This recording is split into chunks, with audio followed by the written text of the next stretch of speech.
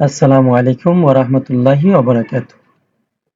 দাখিল অষ্টম শ্রেণীর প্রিয় শিক্ষার্থীরা, এটা হচ্ছে তোমাদের আরবি দ্বিতীয় পত্রের রচনা আল কোরআনুল কারীম।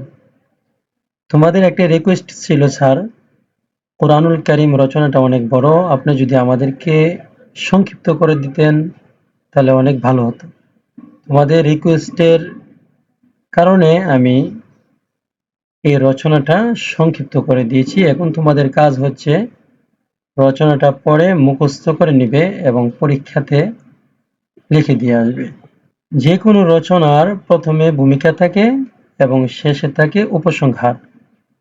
ভূমিকাকে আরবিতে বলা হয় আল মুকাদ্দিমাতু, আর উপসংহারকে বলা হয় আল খাতিমাতু, আর মাঝখানে কিছু কোটেশন থাকে। এখন আমি তোমাদেরকে রচনাটা পড়ে শোনাবো আর তোমরা মনোযোগ সহকারে শুনবে, তারপরে তোমরা মুখস্থ করে নেবে। চলো কথা না বাড়িয়ে আমরা পড়াই চলে যাই। আল কোরআনুল কারীম, প্রথমে মুকদ্দমা লিখতে হয় আল মুকদ্দিমাত।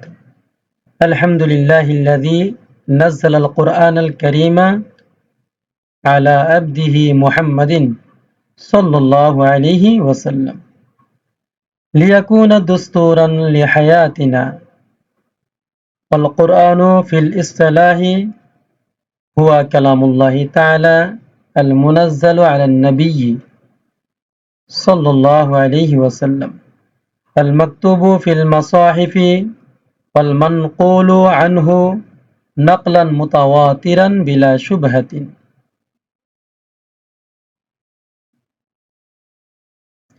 نزول القرآن: كان القرآن في لوح محفوظ ثم أنزله الله إلى السماء الدنيا جملة واحدة ثم نزل على النبي مفرقا حسب الوقائع والحاجات في مدة 23 سنة وعدد سوره 114 سورة وآياته 6236 آية وأجزائه 30 جزءا.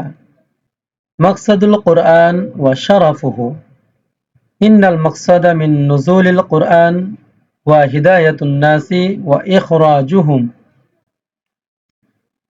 من الظلمات إلى النور وفيه حل جميع مشاكل الحياة وهو أعذب الكتب السماوية لا يماثله كتاب وقد تحدى الله به البشرية أن يأتوا بمثله فعجزوا.